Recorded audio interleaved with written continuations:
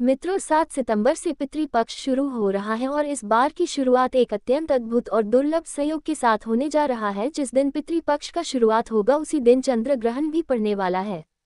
ये संयोग बहुत ही विपरीत माना गया है और शास्त्रों के अनुसार जब ऐसे अवसर पर ग्रहण का योग आता है तो वह समय और भी अधिक महत्वपूर्ण और संवेदनशील हो जाता है। पितृपक्ष में तो वैसे ही पूर्वजों की आत्मा हमारे घर आंगन में घूमा करती है और जब उसी समय चंद्र ग्रहण भी पड़े तो इसका प्रभाव पूरे परिवार पड़ता है। गुरुजी ने हाल ही में हमें इस विषय पर बहुत ही हट जानकारी दी है। उन्होंने बताया कि इस वर्ष का समय कुछ विशेष है क्योंकि प्रलय जैसा वातावरण हर ओर दिखाई दे रहा है। लगातार प्राकृतिक आपदाएं, असंतुलन और भय की स्थिति देखी जा रही है। ऐसे में चंद्र ग्रहण का लगना धरती पर परिणाम स्वरूप में देखा जाता है और यही भयंकर चंद्र ग्रहण पितृपक्ष के प्रथम दिन पर ही पड़ रहा है।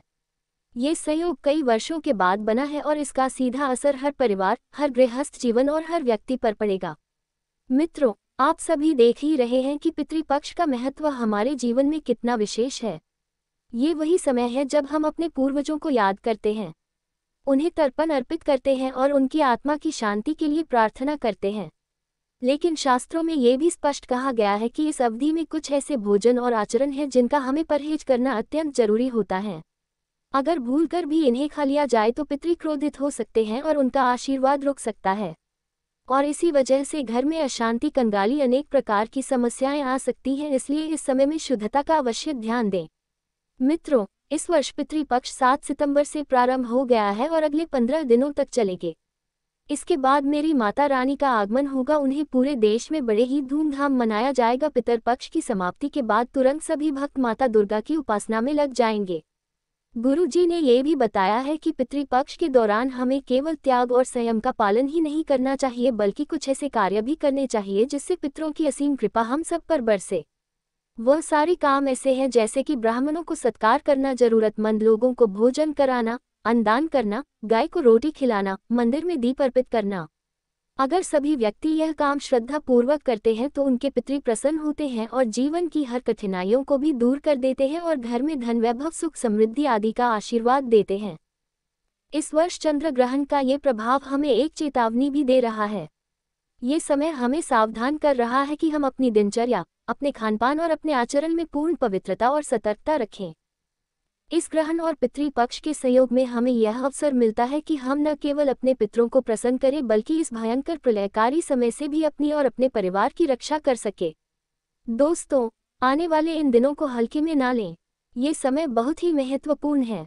अगर हम सावधानी और श्रद्धा से इन नियमों का पालन करेंगे तो निश्चय ही हमारे पितर हमें आशीर्वाद देंगे और हमारी हर मनोकामना को पूरा करेंगे। इसलिए सभी माता एवं बहनों से निवेदन है कि हमारे वीडियो के अंत तक बने रहें क्योंकि यह हमारी छोटी सी जानकारी आपके परिवार की जीवन को बदल सकता है, आपके पर आने वाले संकट को भी डाल सकता है। इसलिए हमारी कथा वर्धन चैनल को सब्सक्राइब कर लें और हमारे कमेंट बॉक्स में अपनी हाजिरी लगवा दें। दोस्तों, हिंदू पंचांग के अनुसार भाद्र मास की पूर्णिमा तिथि से पितृपक्ष का शुभारंभ होता है। ये पितृपक्ष अश्विन मास की अमावस्या तक चलता है, जिसे हम सर्वपितृ अमावस्या के नाम से जानते हैं। इन पावन दिनों में पूर्वज धरती पर पधारते हैं और अपने वंशजों से तर्पण, श्राद्ध और पिंडदान ग्रहण करके तृप्त होते हैं। इस बार पितृपक्ष 7 सितंबर रविवार से प्रारंभ होकर 21 सितंबर रविवार तक चलेंगे और उसके अगले ही दिन से शारदीय नवरात्रि का शुभारंभ होगा। वर्ष 2025 में 22 सितंबर सोमवार से नवरात्रि प्रारंभ हो रही है, यानी यह समय अत्यंत ही शुभ और महत्वपूर्ण संयोग लेकर आया है। पितृपक्ष केवल एक परंपरा ही नहीं बल्कि यह वह अवसर है जब मृत्यु के देवता यमराज स्वयं पितरों को मुक्त कर देते हैं ताकि वे अपने वंशों से मिलने धरती पर आ सके और उनके द्वारा किए गए श्राद्ध, तर्पण और पिंडदान को स्वीकार कर सके। शास्त्र के अनुसार बताया गया है, उत्तर हमारे जीवन की रक्षक होते हैं। वे हमारे घर परिवार के कल्याण और उन्नति का आधार होते हैं। जब वे प्रसन्न होते हैं तो जीवन में सुख, समृद्धि, धन धान्य, वैभव और वंश वृद्धि का आशीर्वाद मिलता है। लेकिन जब वे नाराज हो जाते हैं तो घर परिवार में भयंकर से भयंकर संकट उत्पन्न हो जाते हैं। भाद्रपद की पूर्णिमा से जब पितृ धरती पर आते हैं तो पूरे 16 दिन तक यही वास करते हैं। इन दिनों में वे अपने वंशजों के प्रेम, श्रद्धा और आदर को देखते हैं। श्राद्ध, तर्पण और पिंडदान ही उनके प्रति हमारी सच्ची श्रद्धांजलि होती है। और जब सर्व पितृ अमावस्या की रात्रि आती है तो पितृ अपने लोक को प्रस्थान कर जाते हैं, लेकिन जाते जाते अपने वर्षों को भरपूर आशीर्वाद देकर जाते हैं। अगर आपने उनके स्वागत और आदर में कोई कमी नहीं छोड़ी तो वे पूरे वर्ष आपके घर को धन वैभव से भर देते हैं और परिवार में किसी भी प्रकार की कमी नहीं आने देते।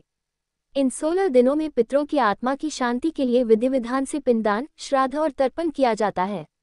दरअसल श्राद्ध का अर्थ ही है अपने पितरों के प्रति श्रद्धा भाव से कुछ समर्पित करना। ये केवल कर्मकांड नहीं बल्कि अपने अस्तित्व की जड़ों से जुड़ने का माध्यम है। यही कारण है कि पितृपक्ष के दिन शुभ और मांगलिक कार्य करने की मनाही होती है। विवाह, नामकरण, गृह प्रवेश, मुंडन जैसे कार्य इस काल में वर्जित है। ये समय केवल पितरों के नाम अर्पण का है। शास्त्रों में पितृपक्ष के अनेक नियम बताए गए हैं। अगर आप इन नियमों का विधि विधान से पालन करते हैं तो कभी भी पितृदोष नहीं लगता और ना ही पितृ नाराज होते हैं, बल्कि वे सदैव प्रसन्न रहकर जीवन में आपका मार्गदर्शन करते हैं। लेकिन यदि इस समय लापरवाही बरती जाए तो उसका दुष्परिणाम पूरे परिवार को भुगतना पड़ सकता है। पितृपक्ष में ब्राह्मणों को भोजन कराना, दान देना और पंचुली अर्पित करना अत्यंत पुण्यकारी माना गया है। लेकिन शास्त्रों में ये भी स्पष्ट कहा गया है कि इस समय कुछ ऐसी चीजें हैं जिनका सेवन भूलकर भी नहीं करना चाहिए, क्योंकि यदि आपने उनका सेवन कर लिया तो पितृ नाराज हो जाते हैं और घर में दरिद्रता, अशांति और समस्याएं प्रवेश कर जाती है। यही नियम ब्राह्मणों पर भी लागू होते हैं। उन्हें भी इन निषिद्ध वस्तुओं का भोग नहीं लगाया जाना चाहिए। दोस्तों, इसीलिए कहा जाता है कि पितृपक्ष के दिन हमारे लिए अत्यंत संवेदनशील होते हैं। ये केवल परंपरा नहीं बल्कि हमारे और हमारे पूर्वजों के बीच का जीवन सेतु है। अगर हम इन दिनों श्रद्धा और शुद्धता से अपने पितरों का आदर करते हैं तो वे भी हमें कभी निराश नहीं करते। वे हमारे परिवार पर अपनी कृपा का साया बनाए रखते हैं और हमारी हर मनोकामना को पूर्ण करने में सहायक बनते हैं। इसलिए जब 7 सितंबर से पितृपक्ष प्रारंभ हो तो इन दिनों को हल्के में न लें। यह आपके जीवन का वह अवसर है जब आप अपने पितरों को प्रसन्न करके पूरे वर्ष भर सुख, शांति और समृद्धि का वरदान पा सकते हैं। और हाँ, इस बार का पितृपक्ष तो और भी अधिक विशेष है, क्योंकि इसके तुरंत बाद शारदीय नवरात्रि का शुभारंभ होगा। यानी एक और पितरों की कृपा, दूसरी ओर माता रानी का आशीर्वाद, दोनों ही आपके जीवन को दिव्य बना देंगे। तो दोस्तों, इस पितृपक्ष में जागरूक रहिए, नियमों का पालन कीजिए। दोस्तों, पितृपक्ष का समय बेहद पवित्र और संवेदनशील माना जाता है। ये वह काल है जब हमारे पितृ धरती पर आते हैं और हमारे द्वारा किए गए श्राद्ध, तर्पण और पिंडदान को स्वीकार करते हैं। इस समय में कौन सी चीजें खानी चाहिए और कौन सी चीजें नहीं खानी चाहिए, इसका स्पष्ट उल्लेख शास्त्रों में मिलता है। क्योंकि यदि इस अवधि में हमने भोजन और आचरण से जुड़ी गलतियां कर दी तो पितृ नाराज हो सकते हैं और नाराज पितृ कभी भी घर में सुख, समृद्धि और शांति नहीं रहने देते। इसलिए आज हम आपको बता रहे हैं कि वे कौन सी वस्तुएं हैं जिन्हें पितृपक्ष के दौरान भूलकर भी भोजन में शामिल नहीं करना चाहिए। ना ब्राह्मणों को परोसी जानी चाहिए और न ही पितरों को अर्पित करनी चाहिए। जो अपने पितरों को श्रद्धा से स्मरण करता है और उनकी आत्मा की शांति के लिए संकल्पित है।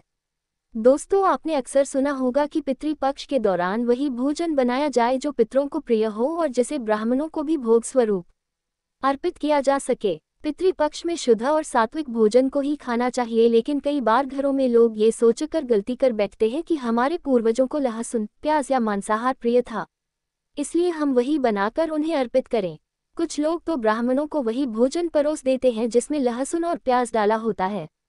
वहीं कई लोग ये सोचते हैं कि अगर पूर्वजों को नॉनवेज प्रिय था तो उनके नाम से किसी जरूरतमंद को मांसाहार दान कर दिया जाए। दोस्तों, शास्त्रों की दृष्टि से ये सब एक बहुत बड़ी गलती है। पितृपक्ष में प्याज, लहसुन, मांस, अंडा और तामसिक भोजन का सेवन करना वर्जित माना गया है। न स्वयं इसका सेवन करना चाहिए और न ही इसे पितरों को अर्पित करना चाहिए। शास्त्रों में ये भी कहा गया है कि पितरों का अर्पण, श्राद्ध और तर्पण सबसे पहले भगवान विष्णु और माता महालक्ष्मी तक पहुंचता है, और जब भगवान विष्णु और माता लक्ष्मी ही इसे स्वीकार करते हैं तब ये पितरों तक पहुंचता है। अब आप स्वयं सोचिए, जिस अर्पण को भगवान विष्णु और माता लक्ष्मी स्वीकार करते हैं उसमें कभी भी प्याज, लहसुन या मांसाहार जैसी तामसिक वस्तुएं कैसे शामिल की जा सकती है। मित्रों, यही नहीं, पितृपक्ष में केवल भोजन ही नहीं बल्कि कई अन्य वस्तुएं भी ऐसी हैं जिन्हें घर में लाना या प्रयोग करना भी वर्जित बताया गया है। इसी के साथ यदि इन 16 दिनों में आपने बासी भोजन किया या किसी को बासी भोजन खिलाया तो ये पितरों के अपमान के समान है। कहा गया है कि यदि कोई जरूरतमंद आपके द्वार पर आता है और वह वास्तव में पितृ ही किसी रूप में आपसे मिलने आए हो, तब यदि आप उन्हें बासी भोजन देते हैं तो वे क्रोधित होकर आपको श्राप दे सकते हैं। इसलिए इस बात का विशेष ध्यान रखें कि भोजन हमेशा ताज़ा और पवित्र ही होना चाहिए। मित्रों, अब हम जानेंगे वह कौन सी चीज़ है जो पितरपक्ष में घर पर नहीं लाना चाहिए। तो दोस्तों, ये जानते हैं, सबसे पहले घर पर नए वस्त्र खरीद कर ना लाएं।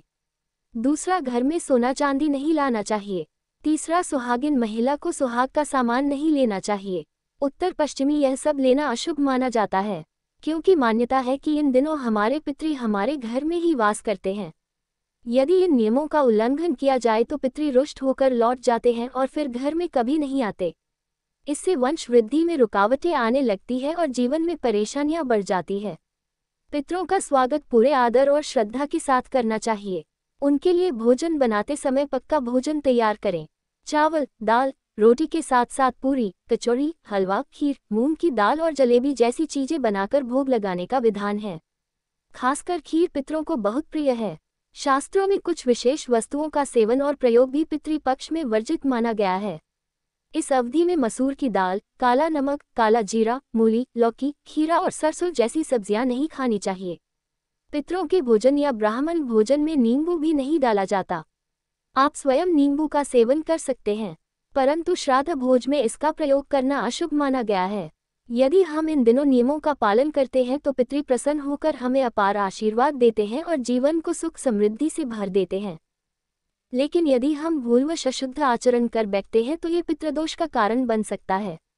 इसी के साथ साथ पितरपक्ष में सफ़ेद रंग का वस्त्र और काले रंग कपड़ा नहीं पहनना चाहिए और न ही खरीदना चाहिए। यदि आप सभी नियमों का पालन करते हैं तो आपके पूर्वजन प्रसन्न होंगे और आपको आशीर्वाद भी प्रदान करेंगे। तो दोस्तों, अगर आप सभी को यह वीडियो अच्छी लगी हो तो हमारे कथावर्धन चैनल को जरूर सब्सक्राइब कर लेना और हमारे कमेंट बॉक्स में दुर्गा माता की जय, लक्ष्मी माता की जय, माता पार्वती की जय जरूर लिखिए। धन्यवाद।